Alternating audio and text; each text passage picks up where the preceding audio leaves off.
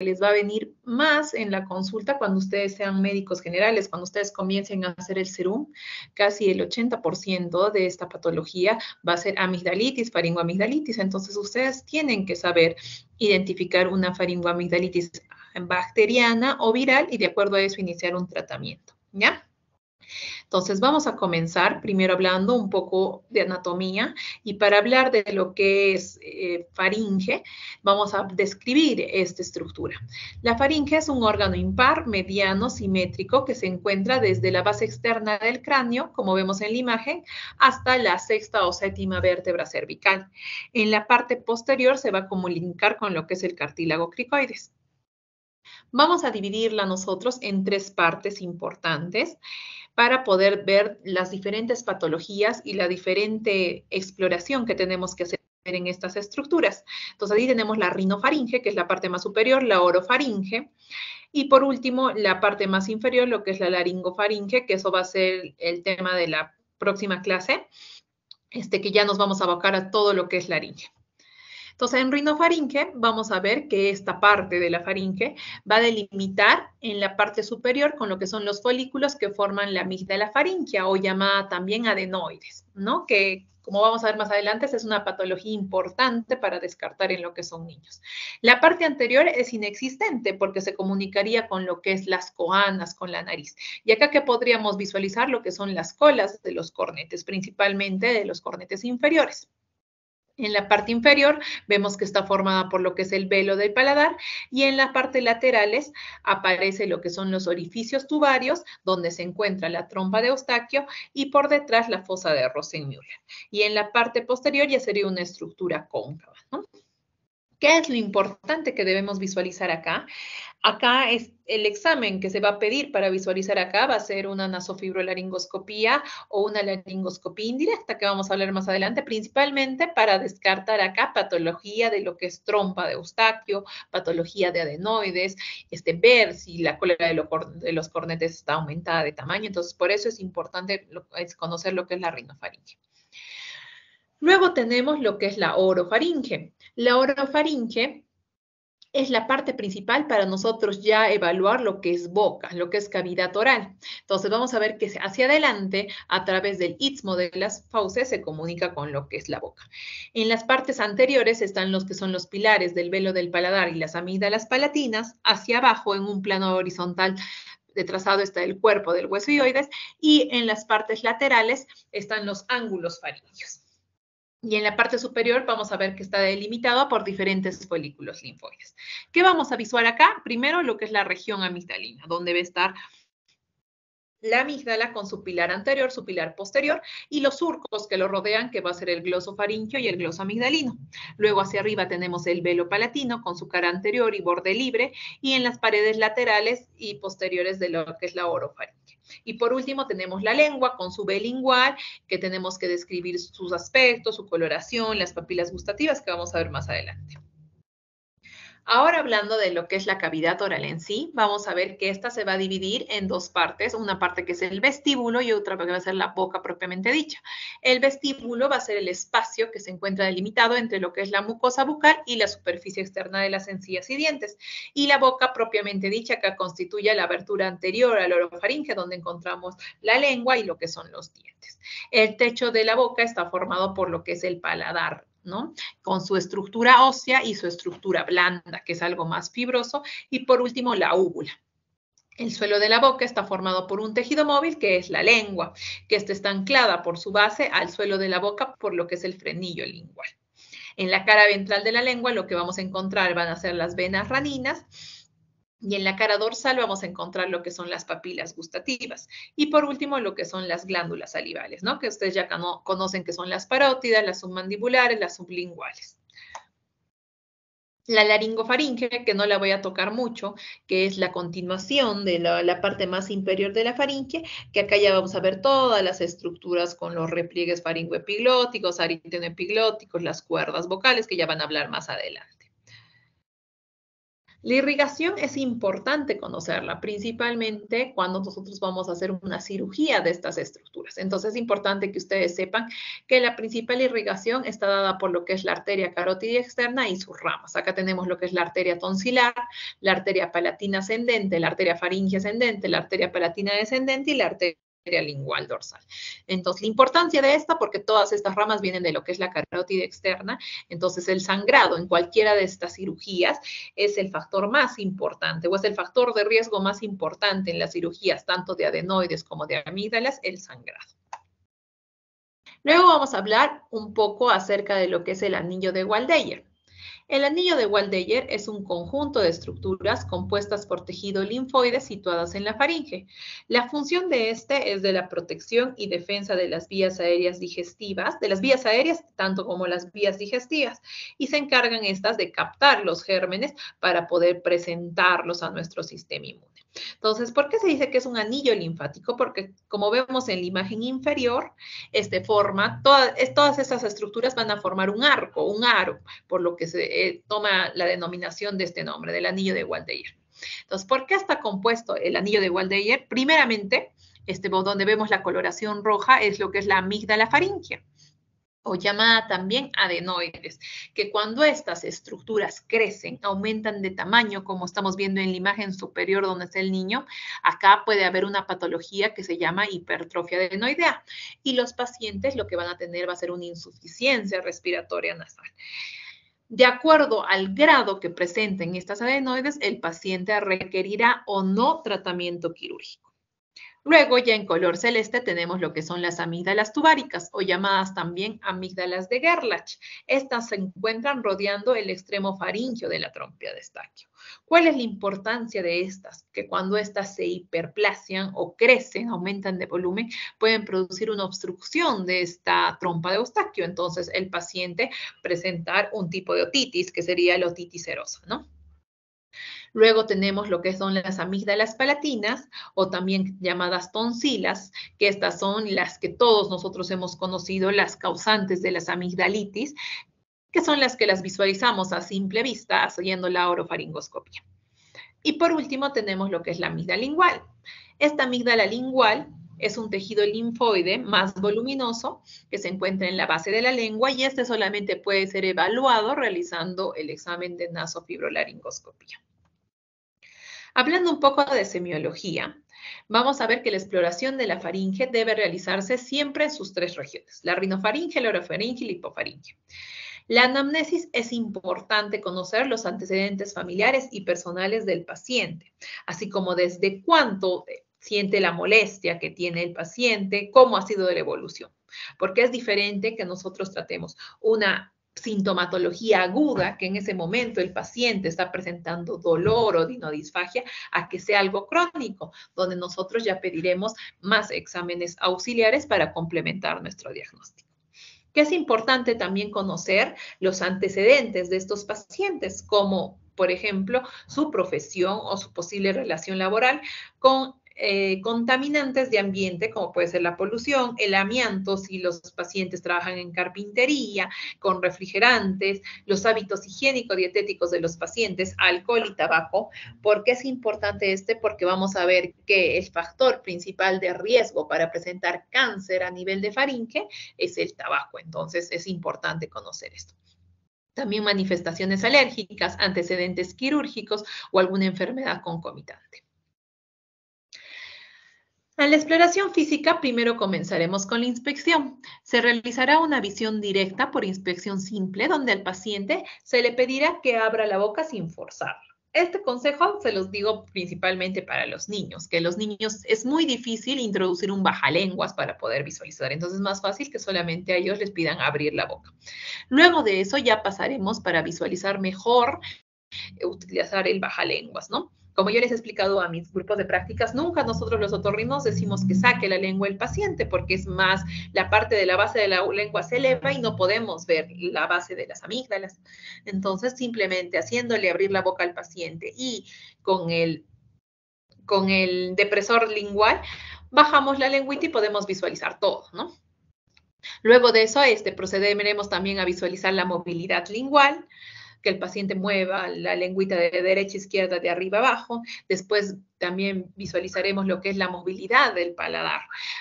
¿Cómo vamos a visualizar esto? Pidiéndole al paciente que pronuncie la letra E, y de esa forma nosotros haremos que el paladar blando pueda movilizarse y ver si hay alguna alteración, como fisuras o falta de unión en esta parte del paladar, ¿no? Que es un tejido fibroso.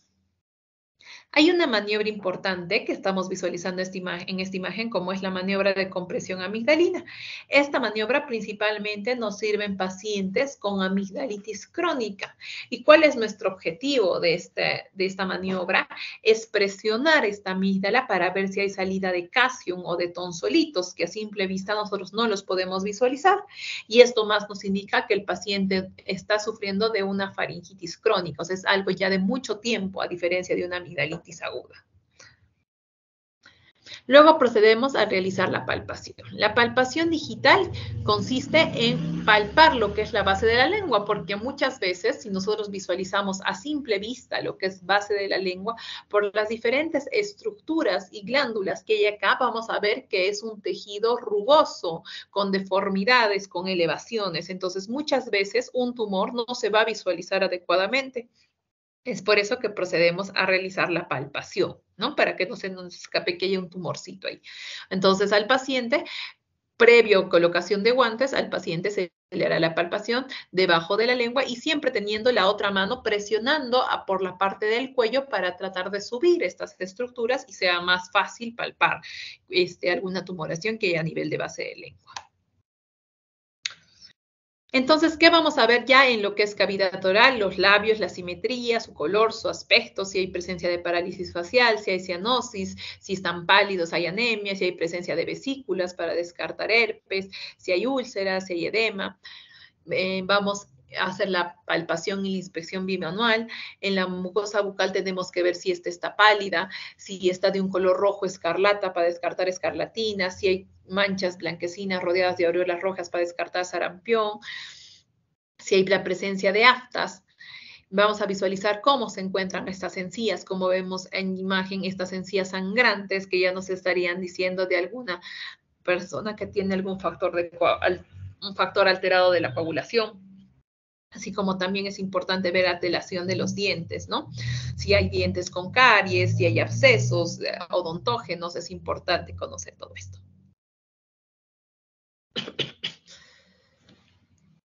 Luego de eso procederemos a ver lo que son las amígdalas. Tenemos que ver su simetría. Siempre en el cuerpo todo tiene que ser simétrico. Entonces vamos a ver que ambas amígdalas se encuentren del mismo tamaño, tengan la misma conformación, las mismas características, sean crípticas. Porque asimetrías de amígdalas ya me está diciendo que hay algo malo en esas amígdalas y que tal vez el tratamiento va a tener que ser quirúrgico. Descartar abscesos o flemones periamigdalinos. Por ejemplo, en estas imágenes nosotros podemos visualizar lo que es una hipertrofia amigdalina. Lo normal o lo más sano sería que las amígdalas sean un grado 1 por dentro de lo que son los pilares anteriores. En cambio, acá ya vemos una hipertrofia amigdalina que está ocupando el 50% de todo el istmo de las fauces. Y en la siguiente imagen podemos ver que estas amígdalas están ocupando más del 75%, están contactando casi entre sí.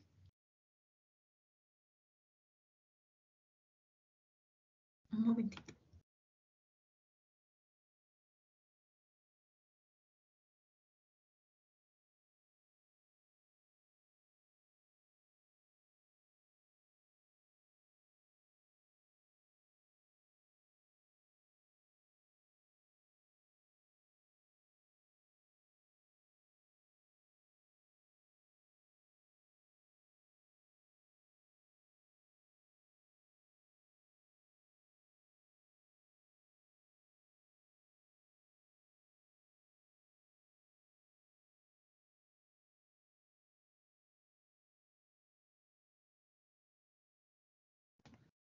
Disculpen, chicos.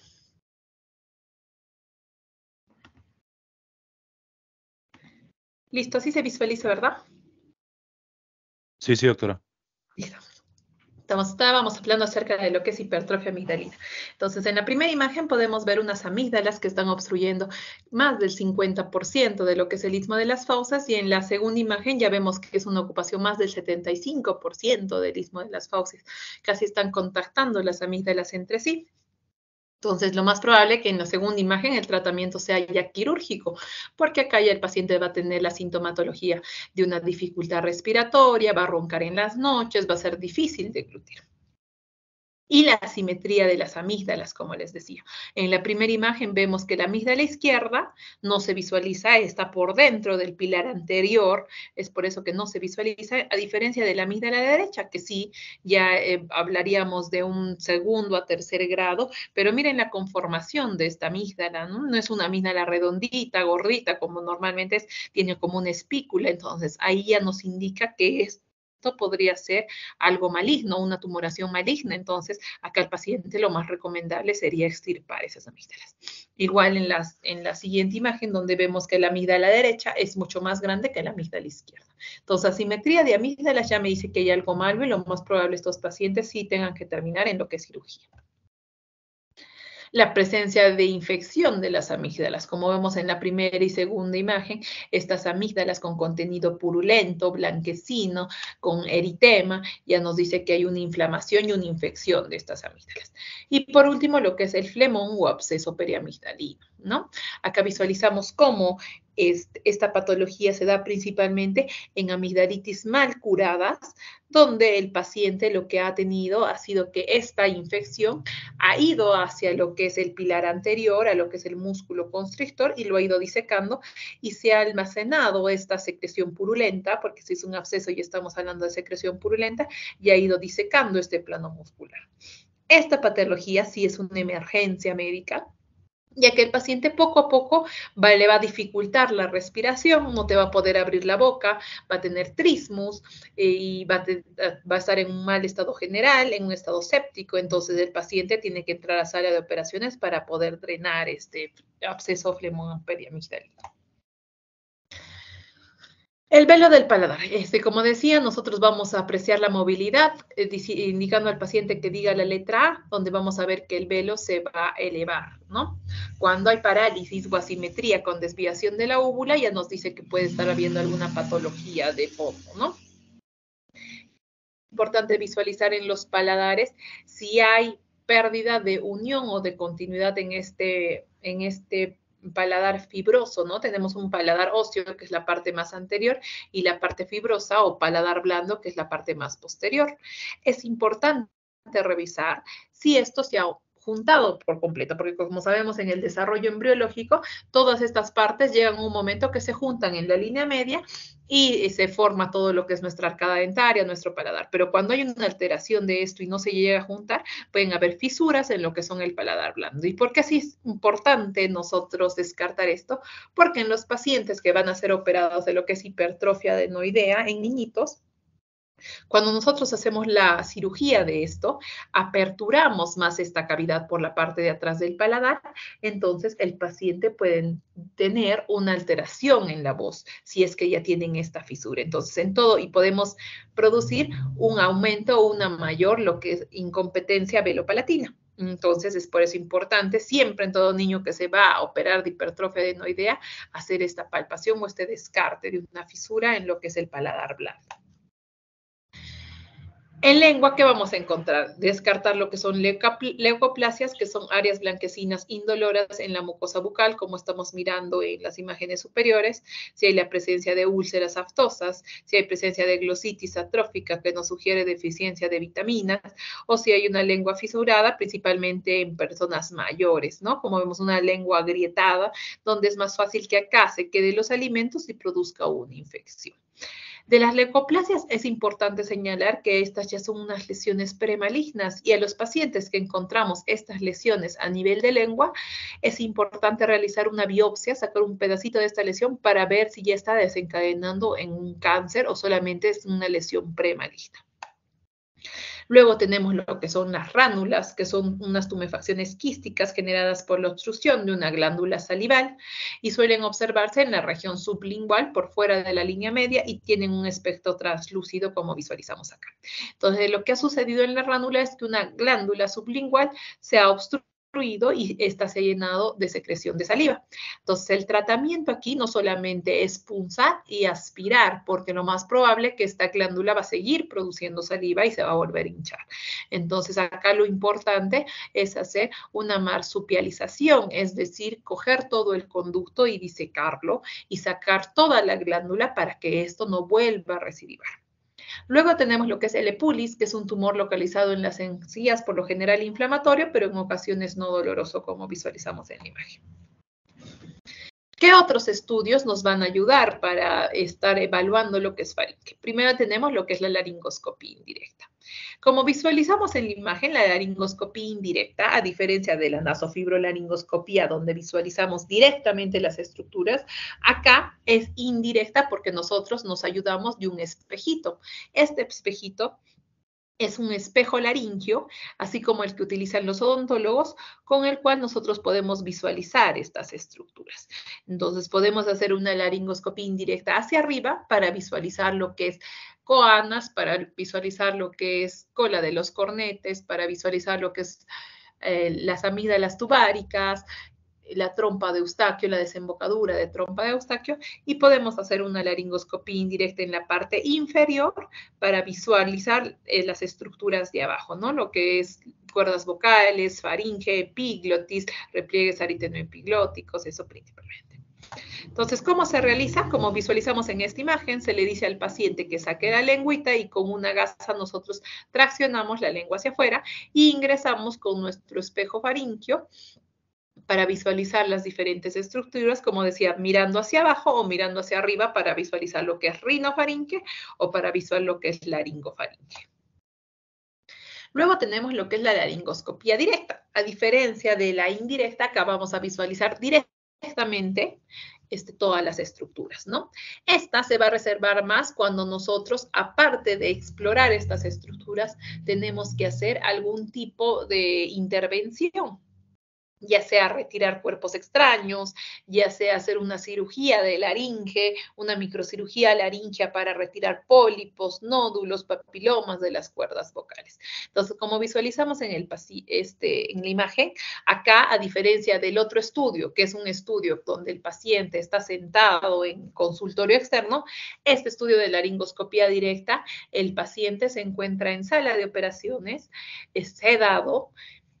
Lo más probable que, de acuerdo a lo que hagamos, va a estar intubado o va a estar solamente sedado para que nosotros podamos realizar. Por ejemplo, en un cuerpo extraño que se encuentre en vía aérea a nivel de lo que es laringes, supraglotis o glotis, el paciente no va a poder ser intubado, porque si es intubado el paciente, el cuerpo extraño se va a meter a tráquea. Entonces, lo más probable es que en este paciente va a estar sedado, vamos a hacer la laringoscopía directa y va a observar el cuerpo extraño con unas pinzas, vamos a retirar el cuerpo extraño. A diferencia de un paciente que tenga alguna tumoración en cuerda vocal, que va a estar pegada a lo que es la mucosa de la laringe, entonces ahí sí el paciente puede estar intubado y luego de eso procederemos a hacer la laringoscopía directa para poder ya maniobrar y retirar estos pólipos, ¿no? Estos pólipos, papilomas o nódulos que podamos encontrar acá. Luego tenemos lo que es la fibrolaringoscopía. Este estudio yo creo que a todos ustedes lo han visto en sus prácticas. Vamos a ver que es un laringoscopio flexible. Este instrumento ingresa por la nariz del paciente y llega hasta lo que son las cuerdas vocales. Entonces acá también es fácil de visualizar todas las estructuras y también la podemos hacer en movimiento, diciéndole al paciente que puede hablar para ver cómo contactan las cuerdas vocales. Entonces, acá tenemos un estudio de nasofibrolaringoscopía para los que no han podido visualizar en sus prácticas, donde cómo visualizamos que ingresa esta cámara a través de la nariz. Acá en la parte izquierda podemos visualizar lo que es el tabique y en la parte lateral podemos visualizar lo que son los cornetes. Entonces empezamos a ingresar, cornetes hacia el lado lateral, en la parte central tabique, y vemos, lo primero que vemos es esta estructura, ¿no? Esta estructura normalmente no debería estar acá, o debería ser de menor tamaño. Entonces, aquí estamos hablando acerca de las adenoides, de la hipertrofia adenoidea, que es un estudio importante para descartar lo que es hipertrofia adenoidea. Acá estaríamos hablando de un tercer a cuarto grado porque está obstruyendo casi toda la que es la parte de las coanas del cabo faríngeo. Seguimos bajando.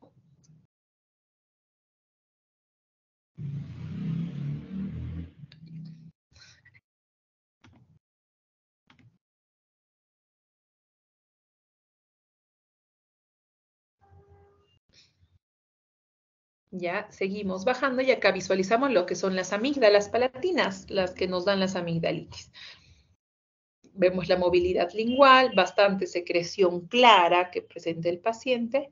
Y por último seguimos bajando y ya visualizamos en la parte más inferior lo que son nuestras, a ver, espérenme, acá está, lo que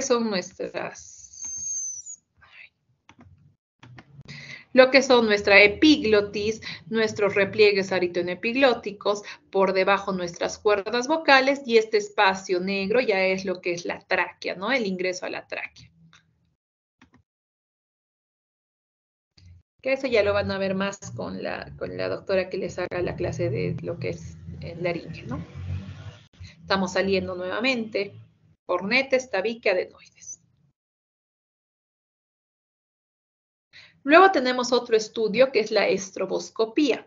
Este estudio, a diferencia de la nasofibrolaringoscopía, es un estudio que nos permite visualizar las cuerdas vocales, pero es como una grabación que se realiza del movimiento de estas cuerdas vocales para descartar alguna alteración, porque a veces las alteraciones son tan mínimas o la forma de las cuerdas vocales, esa deformidad, son tan pequeñas que no se puedan visualizar, pero el paciente presenta disfonía, presenta sensación de cuerpo extraño, de una secreción abundante. Entonces pueden ser por estas pequeñas lesiones. Entonces por eso nosotros realizamos esta estroboscopía, ¿no? ¿Cómo es la estroboscopía? Nosotros al paciente le hacemos hablar, estamos filmando como una nasofibrolaringoscopía, pero filmamos el movimiento de las cuerdas vocales y de acuerdo a eso visualizamos si es que hay lesiones o no. Entonces, por ejemplo, acá visualizamos lo que son las cuerdas vocales y vemos cómo están vibrando las cuerdas vocales.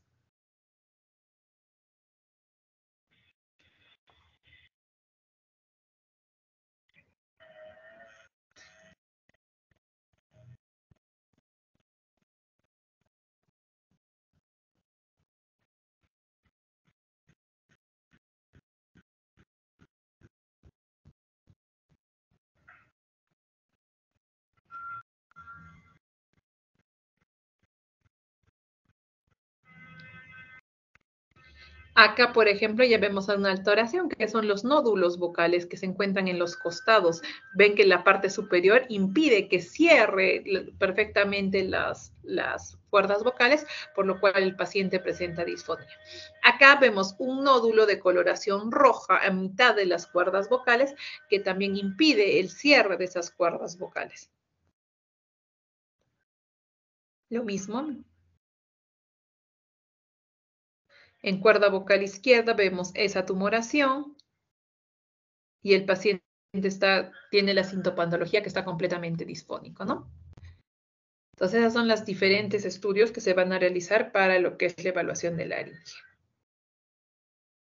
Ahora hablando ya acerca de diferentes patologías que vamos a encontrar en estas zonas, vamos a hablar acerca de lo que es la adenoiditis aguda.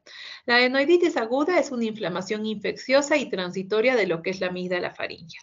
La principal etiología es por los rinovirus, virus para influenza e influenza, estreptococo piógenes o estreptococo neumonía. Este es un cuadro séptico inflamatorio de las vías respiratorias superiores que incluyen las cavidades nasosinusales y la orofaringe, y con menor frecuencia hay una coparticipación de la laringe. ¿Qué también va a afectar aquí? Va a ser lo que es la trompa de Eustaquio. Hemos visto que estas adenoides se encuentran arriba, entonces también puede afectar lo que es la trompa de Eustaquio, por lo cual el niño, ¿qué patología va a tener? Otitis medias agudas a repetición, otitis medias serosas. Este es un proceso típicamente pediátrico. No vamos a encontrar una adenoiditis aguda en un paciente adulto, ya que el desarrollo de las adenoides se da a partir de los 2 años hasta los 9 años, donde comienza su involución. El cuadro clínico que va a presentar el paciente va a ser obstrucción nasal, rinorrea anterior o posterior, fiebre, cefalea, otalgia, y en la nasofibroscopía vamos a ver estas imágenes, ¿no? Como ya les mostré anteriormente, una imagen que está obstruyendo el cavum faríngeo, que está saliendo de la parte más detrás y nos deja muy poco espacio para que el paciente pueda respirar. Entonces, como toda infección de la vía aérea superior, comienza con una adenoiditis vírica, con algo vírico, para luego presentar una sobreinfección bacteriana. Entonces, acá les pongo un cuadrito para diferenciar una adenoiditis vírica, donde solamente le darán al paciente spray nasales, lavados nasales, antiinflamatorios, antipiréticos, para cuando ya haya una sobreinfección bacteriana, iniciar lo que es un antibiótico, ¿no? Entonces, acá vemos, por ejemplo, una rinorrea en una adenoiditis vírica va a ser más mucoide, en cambio, cuando hay una sobreinfección bacteriana va a ser más verde, amarillenta, espesa. Pueden haber adenopatías cuando hay una sobreinfección bacteriana que van a ser dolorosas, aparte que ya va a haber una alteración de todo el estado general del paciente. Antibióticos, como siempre, acá el neumococo va a estar a la cabeza. Entonces, ¿qué antibiótico vamos a recetar acá? La amoxicilina con ácido clavulánico. Si el paciente es alérgico a la penicilina, el tratamiento de elección serán los macrólidos. Luego daremos hidratación, antiinflamatorios, mucolíticos, vasoconstrictores para disminuir un poco el tamaño de esas adenoides, y tiene que ser todo un manejo multidisciplinario y estar controlando a este paciente, porque cuadros repetidos de adenoiditis aguda pueden desarrollar en lo que va a ser una adenoiditis crónica o llamado la hipertrofia adenoidea. Acá se produce cuando hay una afección inflamatoria y séptica de la amígdala faríngea con una serie, pero de cambios tisulares que ya van a ser irreversibles, a diferencia de lo agudo, ¿no? Acá ya va a haber formación de fibrosis, necrosis, desestructuración de trama linfoide y epitelial, como consecuencia de la proliferación bacteriana en este estroma de la amígdala faríngea. Acá el paciente va a tener ya la sintomatología de una insuficiencia respiratoria nasal bilateral, una rinorrea espesa bilateral, halitosis, rinolalia clausa, ronquidos, procesos óticos a repetición, cefaleas y lo más importante que es la fascia adenoidea. Entonces, ¿cómo va a venir este niño que ya tiene una hipertrofia adenoidea? Lo más probable es que la mamá venga a la consulta y diga: doctora, mijito ronca en la noche, respira con la boca abierta. Hay momentos en que no llega a respirar, yo siento que pierde la respiración y después de unos 10 a 20 segundos la recupera. Entonces estamos hablando ya acá que el paciente nos está haciendo periodos de apnea. Y cuando un niño nos hace ya periodos de apnea, este niño ya se le tienen que hacer todos los estudios para descartar a qué grado de adenoides nos estamos enfrentando y decidir sí o sí ya su cirugía como persona fundamental o de urgencia que tiene que entrar a cirugía. ¿Ya? Aparte de desarrollar lo que es una fascia adenoidea. ¿Cómo va a ser una fascia adenoidea?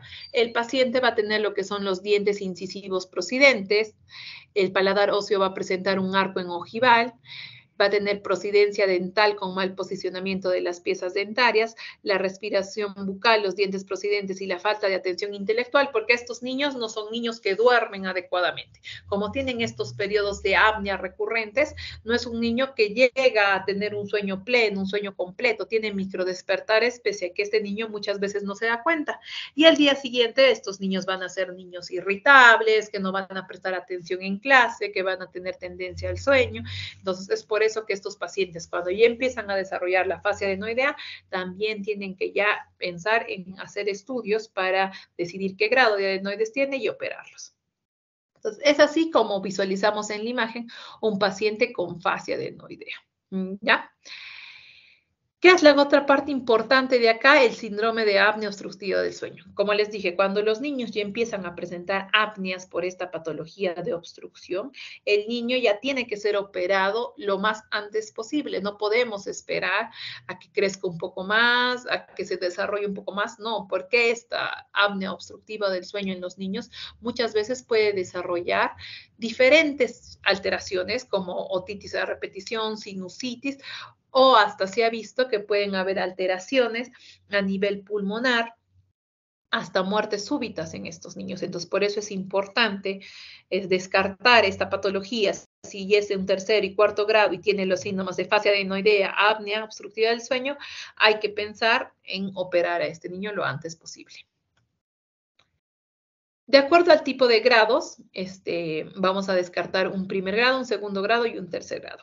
¿Cómo, doctora, voy a ver lo de los grados? Le tenemos que pedir al paciente lo que es una placa de rayos X de cabo, ¿ya? Boca abierta y boca cerrada. Entonces, como visualizamos en esta imagen, las adenoides la vamos a ver desde lo que es la base del cráneo hasta lo que es la arcada dentaria superior, se puede decir. ¿Ya? Entonces, por ejemplo, en la primera imagen podemos visualizar un adenoides de grado pequeño. La parte más oscura es la parte por donde respira el paciente, mientras que la más blanca es la parte obstructiva del paciente. Entonces, en la primera imagen estaríamos hablando de un adenoides de grado 1, a diferencia de la segunda imagen y la imagen que vemos acá arriba, donde la presencia de las adenoides está obstruyendo casi todo lo que es el área por donde respira el paciente. Visualizamos que el área negra es pequeñísima, es una línea, se podría decir. Entonces, estamos hablando de un grado de tercer grado, que ya sería una obstrucción completa. Y acá a los niños sí o sí ya tienen que entrar a una cirugía. Lo mismo visualizamos en estas imágenes un adenoides de tercer grado, un adenoides de tercer grado. A esta imagen también nos ayuda a ver lo que son las amígdalas palatinas, igual, ¿no? Acá podemos visualizar un adenoides de segundo grado, no es tan obstructivo, y cuando abre la boquita se hace más pequeñito. Entonces, un adenoides de segundo, primer grado, en cual acá no será quirúrgico, pero en las primeras imágenes del otro niño sí será quirúrgico. Que es importante conocer también en todo niño que tiene hipertrofia adenoidea, siempre ver lo que es el oído. ¿Ya? Como les decía, estos niños que tienen hipertrofia adenoidea van a ser otitis medias agudas a repetición o lo que es una otitis media serosa. Entonces, a todos estos pacientes que tienen hipertrofia adenoidea, tendremos que hacerle una otoscopía. Entonces, ¿qué podemos visualizar en una otoscopía que nos diga que el paciente está presentando una otitis media serosa? Niveles hidroaéreos, burbujas, como visualizamos en las imágenes, ¿no? ¿Qué quiere decir una otitis media serosa? Que ustedes ya lo han estudiado en el semestre anterior, que ese oídito no está ventilándose adecuadamente y empieza a juntar líquido dentro de la caja timpánica. Este líquido no va a ser un líquido infeccioso. El paciente no va a sentir dolor, no va a tener fiebre. La sintomatología que va a tener el niño va a ser la sensación del oídito tapado, ¿no? Y esta, como les dije a mis alumnos de prácticas, que la otitis media serosa es una patología propia de niños y es la principal causa de hipoacusia de tipo conductivo en los niños. Entonces, a todo paciente con hipertrofia adenoidea siempre hacerle una otoscopia. Y para pedir otros exámenes auxiliares para ver cómo está ese oídito, tendremos que hacerle lo que es un estudio de audiometría, donde lo más probable que nos va a salir una hipoacusia de tipo conductivo de grado leve, no va a ser un grado moderado ni severo, de grado leve, principalmente en lo que van a ser frecuencias graves, y un examen de impedanciometría. La impedanciometría, lo normal es que nos salga una curva tipo A, como visualizamos en la primera imagen, donde dice timpanometría normal. Pero cuando estamos pensando, sospechando de una otitis media serosa, como va a haber líquido dentro de ese oído, nos va a salir una curva plana o tipo B. Entonces, patognomónico de otitis media serosa, la curva plana o tipo B. ¿Por qué es importante hacer estas pruebas otológicas y descartar esta patología? Porque cuando nosotros vayamos a operar a estos pacientes de la hipertrofia adenoidea, Como van a ser niños, aprovecharemos en ese mismo acto quirúrgico de realizar una exploración de oído. ¿Para qué? Para primero hacer una miringotomía, hacer una pequeña incisión en lo que es la membrana timpánica, aspirar ese líquido y de acuerdo a lo que aspiremos, lo más probable, el niño dejarle con un tubito de ventilación hasta que esa trompa de Eustaquio vuelve a empezar a funcionar porque ya no va a haber la obstrucción de las adenoides y ese tubo de ventilación por sí solo se elimine del cuerpo. Entonces, hablando ahora acerca de lo que es el tratamiento de la adenoiditis crónica obstructiva, vamos a ver el manejo quirúrgico de realizar una adenoamigdalectomía. ¿Por qué una adenoamigdalectomía? Casi siempre, si no es en un 60 o un 70%, los pacientes que tienen hipertrofia adenoidea también tienen una hipertrofia de amígdalas palatinas. Entonces, casi siempre ambas cirugías se realizan en los niños. Principal riesgo de estas cirugías es el sangrado, chicos.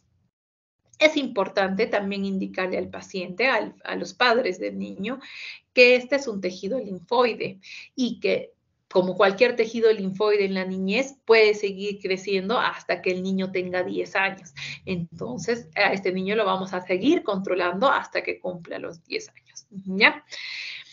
En el manejo clínico, médico, estaremos tratando lo que es las otitis medias agudas, la presencia de sinusitis, tendremos que dar mucolíticos, vasoconstrictores, manejos de alergias, inmunomoduladores, eso principalmente. Entonces, acá este cuadrito que es importante que ustedes sepan para ver cuáles son las indicaciones absolutas de realizar una adenoidectomía.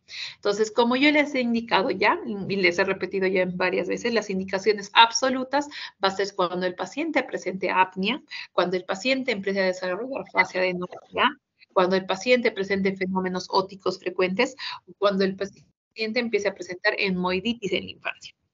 Las indicaciones relativas, eso ya va a depender de cada médico.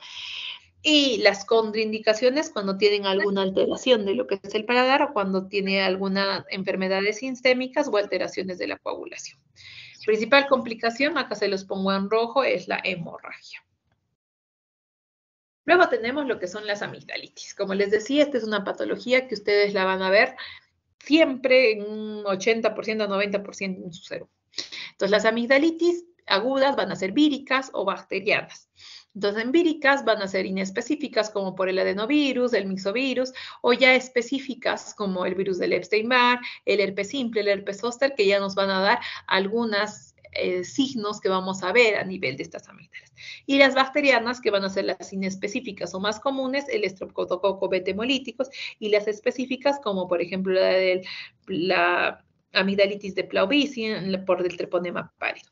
Y por último, las amigdalitis crónicas, que acá es importante siempre descartar la gaseosa por el TBC, porque nosotros vivimos en Perú, ¿no? Entonces, en lo que son las amigdalitis víricas, vamos a ver que los virus que con más frecuencia producen este tipo de amigdalitis van a ser lo que es el mixovirus y los adenovirus.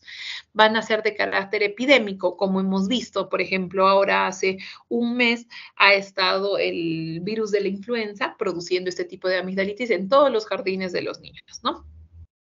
Las principales fuentes de contagio van a ser las gotas de flujo. En el cuadro clínico va a haber primero un periodo breve de incubación donde el paciente va a presentar odinofagia precedida con síntomas de rinitis vírica inespecífica, rinorrea, insuficiencia respiratoria nasal, estornudos, acompañado de lo que es sequedad faríngea, prurito, desde orofaringe hacia el oído, ¿no? En la exploración vamos a encontrar una amígdala más tumefacta con pérdida de los relieves anatómicos, aumentada de volumen, dolorosa, eritematosa, edematosa. Acá es importante conocer una patología que se llama la fiebre faringoconjuntival, donde acá el virus que afecta es lo que es el adenovirus. Entonces, ¿qué vamos a encontrar aparte de todos estos síntomas y signos que va a presentar el paciente? La afección también de los ojitos, donde va a aparecer una conjuntivitis muy llamativa con intenso infiltrado vascular y conjuntival, como visualizamos en la imagen. Las amigdalitis víricas, casi el 50% de las amigdalitis son víricas. Los virus más comunes son el adenovirus, el rinovirus, el virus de la influenza, parainfluenza. Los signos y síntomas van a ser disfagia, fiebre, eritema y dolor faríngeo. Y el tratamiento solamente va a ser un tratamiento de sostén, ¿no? Antiinflamatorios, analgésicos, antipiréticos, mejorar la hidratación del paciente, eso, ¿no? Acá es importante que ustedes conozcan lo que es una amigdalitis vírica por el virus del Epstein-Barr. Forma parte de lo que es el síndrome de mononucleosis y que va a presentar, aparte de todos los síntomas que ya he nombrado, el paciente va a empezar a desarrollar lo que son linfadenopatías, hepatoesplenomegalia. Y como podemos visualizar, las amígdalas van a estar crecidas y van a estar cubiertas por un exudado expenso blanco grisáceo, como estamos mirando, ¿no? Como placas en la parte de las amígdalas. Entonces acá tendríamos que estar pensando que puede ser una amigdalitis vírica por el virus Epstein-Barr. Luego tenemos lo que son las amigdalitis agudas bacterianas o llamadas también estreptocócicas o eritematopultáceas. La infección es por el estreptococo beta hemolíticos o la flora mixta entre el estreptococo beta hemolíticos y el Haemophilus influenza. En la anatomía patológica vamos a ver las criptas amigdalinas que aparecen con abundante descamación celular, presencia de supuración, el tejido linfoide aparece con infiltración de polimorfonucleares, hay bastante dilatación con edema entre el espacio intersticial. El cuadro clínico comienza con una virosis para luego tener ya una secreción faríngea espesa que va adquiriendo un carácter más viscoso, más denso, con un cambio de color, además que el paciente ya va a empezar a tener mal estado general, fiebre elevada, alteraciones de la resonancia de la voz. Y en la orofaringoscopía vamos a visualizar ya las amígdalas con volumen aumentado, dolorosas. Además que las criptas pueden presentar la supuración, como hemos visto en las imágenes anteriores, y a la palpación cervical ya podríamos estar palpando lo que es la presencia de adenopatías, ¿no? Cuando hay presencia de escarlatina, hay que hablar acerca del estreptococo beta hemolíticos, donde aparte del que el paciente va a presentar todas estas lesiones a nivel de la boquita, el paciente va a presentar también un enantema difuso de faringe, pero aparte va a presentar un eczema a nivel de lo que es la carita, ¿no? Como visualizamos acá. En lo que es la escarlatina, el paciente va a tener exantema a nivel de piel y un enantema a nivel de mucosa, y aparte va a tener lo que es más característica, que es la lengua frambuesada, ¿no?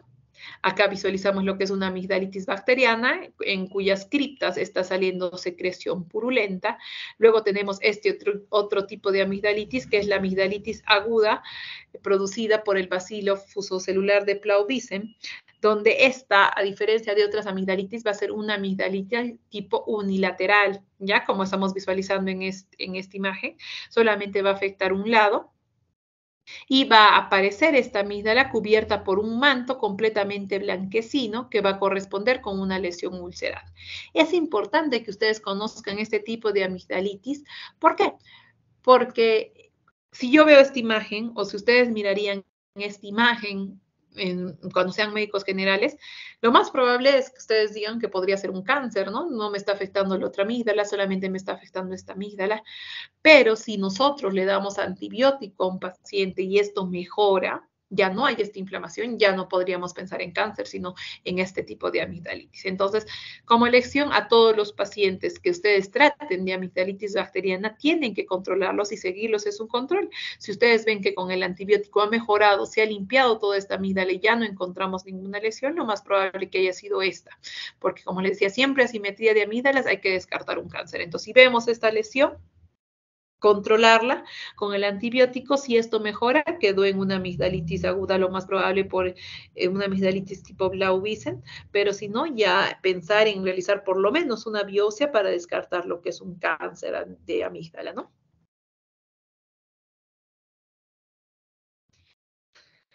Entonces, que también es importante que ustedes conozcan lo que son los criterios de Paradise. Esto ustedes sí o sí se lo tienen que aprender. ¿Por qué?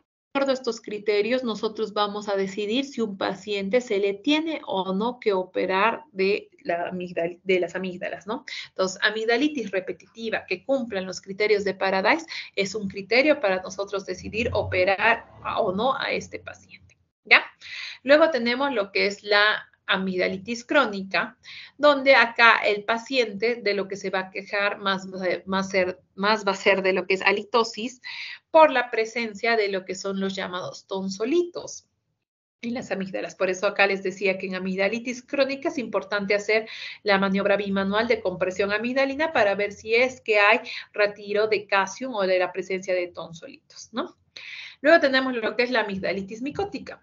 Micótica siempre acuérdense que son en pacientes inmunocomprometidos, principalmente pacientes que puedan tener VIH. ¿Y qué vamos a encontrar acá? Estas lesiones algodonosas, pero como visualizamos en la imagen, no solamente van a presentarse en lo que son las amígdalas, sino las vamos a visualizar también en lo que es el paladar, en lo que es lengua, y estas lesiones al tratar de ser retiradas van a dejar una mucosa roja, eritematosa, sangrante, que eso es lo más probable, nos dicen que es una amigdalitis micótica y el tratamiento va a ser con nistatina y al paciente tenemos que descartar sí o sí si hay alguna otra alteración inmunológica, ¿no? Entonces, por último, para nosotros decidir si va a ser una amigdalitis bacteriana o de una amigdalitis vírica y de acuerdo a esto nosotros iniciar o no antibiótico, vamos a hablar acerca de los criterios de Centor. En los criterios de Centor nos va a predecir que el paciente tenga una infección por lo que es el estreptococo betemolítico del grupo A. Entonces, acá los criterios que vamos a tener es una temperatura axilar mayor de 38 grados, una hipertrofia o exudado amigdalar, adenopatías latores cervicales dolorosas o que haya ausencia de tos. De acuerdo a todo eso va a sumar un puntaje que ya nos puede predecir si es una infección bacteriana. Junto con la escala de Mac-Isaac, donde vamos a ver que por la edad, si es menos edad va a sumar más puntos y si es más edad va a sumar menos puntos, podemos dar unos porcentajes que de acuerdo a eso nos va a predecir si el paciente está sufriendo de una amigdalitis bacteriana e iniciaremos antibiótico. Cuando hablamos ya de amigdalitis bacterianas, hablamos acerca de antibióticos y el principal tratamiento antibiótico en esta patología va a ser lo que es la penicilina. Luego tenemos lo que son las amoxicilinas, la amoxicilina clavulanato y por último el tratamiento quirúrgico. Ahora, hablando acerca de lo que son las amigdalitis crónica, acá, al igual que las adenoides, ya va a haber una alteración del tejido linfoide, ¿no? Del estroma amigdalino. Visualizamos en esta imagen, ya hay pérdida de lo que es el epitelio críptico de las amígdalas, ausencia de folículos linfoides, presencia de abscesos o necrosis en estas amígdalas. Vamos a ver que en el adulto, el paciente adulto que presenta amigdalitis crónica no va a tener unas amigdalitis grandes como los tienen en el niño, sino estas amígdalas son fibrosas, pequeñas, y durante el tiempo van a haber periodos de retracción o fenómenos de retracción que van a hacer que estas amígdalas sean pequeñitas, pero bastante molestas en el paciente. A diferencia de una amigdalitis crónica en la infancia, que acá las amígdalas van a ser hipertróficas, van a estar grandes. Sintomatología, no va a haber síntomas específicos. Puede haber odinofagia, que tiene generalmente un carácter discreto, salvo que haya procesos de reagudización. Puede haber lo que son parestesias faríngeas, sensación de cuerpo extraño, tos seca irritativa, porque hay la sensación de un cuerpo extraño que está en la parte del orofaringe. La exploración, como ya les he dicho, con el depresor lingual, la maniobra de compresión amigdalina llamada la de Vigo-Smith, palpar también si existen ganglios a nivel submandibular, a nivel cervical. Y acá, como les decía, en niños, las amigdalitis crónicas van a ser amigdalitis hipertróficas, donde acá ya vamos a ver un aumento del volumen de lo que son las amígdalas. Entonces, acá el paciente pediátrico va a tener en sintomatología lo que es la tos debido a la sensación de cuerpo extraño, porque las amígdalas van a estar muy grandes, va a haber náuseas. Muchas veces estos niños vienen diciéndonos la mamá que no pueden pasar la comida por el aumento, el gran aumento de volumen que presentan estas amígdalas, prefieren tomar la comida licuada, prefieren beber más líquidos que comer comida más dura, ¿no? Pueden haber alteraciones también de tipo disneico, porque como el paciente no puede respirar porque están aumentadas las amígdalas de tamaño, puede hacer periodos de lo que son apneas, ¿no? Acá, al igual que en las adenoides, van a haber grados. Un grado 1 cuando esta no sobrepasa el 25% de la luz faríngea, un grado 2 cuando está entre un 25 y un 50%, un grado 3 cuando está entre un 50 y 75%, y el grado 4 cuando las amígdalas contactan entre sí. Las indicaciones de amigdalectomía, cuando el paciente presenta una hipertrofia amigdalar de cuarto grado, que ya le hace presentar síntomas de lo que es roncopatía severa o síndrome de apnea del sueño, disfagia o trastorno de hablas, maloclusión dental como deformaciones del desarrollo facial. Cuando hay amigdalitis de repetición, estamos hablando acerca acá de los criterios de Paradise, cuando hay absceso periamigdalino en una segunda oportunidad ya es criterio de amigdalectomía, o cuando hay sospecha de malignidad, principalmente en lo que son las amígdalas asimétricas. Hablando un poco de SAOS, que es importante que ustedes conozcan también, porque esta, tanto hipertrofia adenoidea como hipertrofia amigdalina, va a dar este síndrome en los niños. Entonces, el SAOS es el síndrome de apnea obstructiva del sueño. ¿Cómo se clasificaría este SAOS o cómo yo hago el diagnóstico de SAOS? Nosotros hacemos el diagnóstico con un examen que se llama polisomnografía. Este examen de polisomnografía mide diferentes pautas en lo que es el niño. Le mide la frecuencia cardíaca, le mide la desaturación del niño, los movimientos respiratorios, la alteración de encefalograma que puede presentar el niño. Y de acuerdo a eso nos sale un índice que se llama el índice apnea-hipopnea del sueño. Si hay presencia de un índice apnea-hipopnea mayor a 5, ya podríamos estar hablando de lo que es un síndrome de apnea obstructiva del sueño. Y de acuerdo a este índice lo vamos a dividir en leve, moderado, severo. Leve si el índice es entre 5 y 14, moderado si es en 15 y 29 y severo es cuando es más de 30. Como les decía, es importante. Si la mamá nos dice, no, doctora, yo cuando lo veo dormir a mi hijito, siento que se queda sin respiración, es importantísimo ya pensar en hacer el diagnóstico de SAOS por las repercusiones que va a tener en el niño. Porque aparte de que va a ser un niño, como les decía, irritable, que no va a prestar atención, va a tener tendencia al sueño, no va a crecer adecuadamente porque la hormona de crecimiento no se va a producir adecuadamente porque el niño no tiene un sueño continuo, van a empezar a haber alteraciones cardiovasculares. Como les decía, puede presentar el niño lo que es un cor pulmonar y hasta presentar una muerte súbita. Entonces, es importante en estos niños descartar el síndrome de apnea obstructiva del sueño. Este síndrome de apnea obstructiva del sueño en niños principalmente se produce por lo que son factores anatómicos, como es la hipertrofia de amígdalas o adenoides, o una alteración del paladar blando, una retrognatia, una obesidad, que es algo que nosotros quirúrgicamente podemos mejorar en estos niños y vemos que al realizar un procedimiento de adenoamigdalectomía, la eficacia de cura de estos niños para que no presenten SAOS es entre un 80 a un 85%. Como les decía, otro criterio para amigdalectomía es lo que es las amigdalitis a repetición, esto dado por lo que son los criterios de Paradise, y estos criterios de Paradise que se clasifican como más de 7 episodios en un año, más de 5 episodios en cada uno de los 2 últimos años, o más de 3 episodios en cada uno de los últimos 3 años, deben tener estas características como temperatura mayor a 38, adenopatías cervicales, exudado amigdalar y cultivo positivo para streptococo beta hemolítico de grupo A, ¿no? Y que hayan recibido tratamiento y que todo esto esté confirmado, ya sea por la madre o ya sea en la historia clínica del paciente. El flemón o absceso periamigdalino, que es otro de los criterios que les decía, si un paciente presenta un segundo episodio de absceso periamigdalino, a este paciente se le tiene que operar y realizarle la amigdalectomía, ¿no?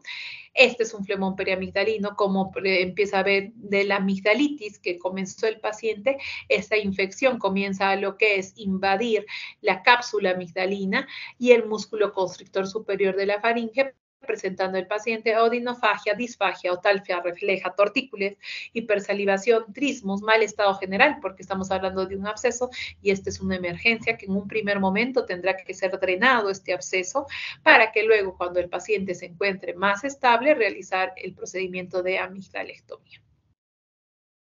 Es lo que estamos hablando de lo que es el absceso periamigdalino Y por último, cuando hay alguna asimetría de amígdalas, pensando en lo que es malignidad, también es un criterio para nosotros realizar lo que es una amigdalectomía.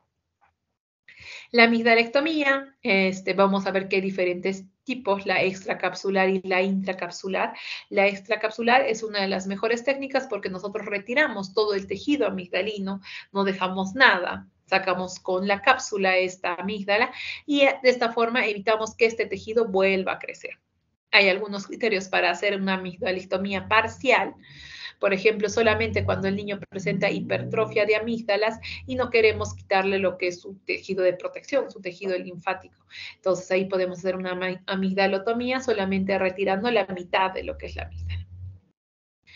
La faringoamigdalitis, que cuando ya no solamente es una afección de amígdala, sino también de faringe, esto producido principalmente por lo que es el estreptococo beta-hemolítico, donde el cuadro clínico que va a presentar el paciente va a ser el mismo que ya les he indicado, y el tratamiento principal con penicilina, amoxicilina o amoxicilina con ácido clavulánico. Y las faringitis crónicas. Acá ya no hay una hipertrofia de amígdala, sino es la parte posterior del istmo de las fauces. Entonces, estas faringitis crónicas casi siempre se dan más en lo que es gente mayor. Entonces, aquí es importante descartar los hábitos del paciente, cómo vive, dónde vive, si hay cambios de temperatura, si hay una insuficiencia ventilatoria nasal, el paciente no me respira por la nariz por una desviación septal, hipertrofia de cornetes, por lo cual me respira por la boca y se produce una inflamación a nivel de faringe, o si el paciente presenta reflujo faringolaríngeo. Entonces, es importante descartar estas patologías en faringitis crónicas. ¿Y cómo vamos a ver acá la faringe? Vamos a ver estos nódulos como ampollitas en la parte posterior de la faringe, como cordones inflamatorios. Tratamiento acá, de acuerdo a lo que visualice, de acuerdo a la etiología, ¿no? Si vemos que el paciente presenta un tabique desviado, una rinitis alérgica, tendremos que tratar quirúrgicamente ese tabique, dar spray nasales. Si estamos hablando de un reflujo faringolaríngeo, tenemos que dar tratamientos con inhibidores de bomba de protones, con sucralfato. Entonces, de acuerdo a la etiología, vamos a tratar lo que son las faringitis crónicas. Listo, chicos, esa es la clase de hoy día. ¿Dudas, comentarios?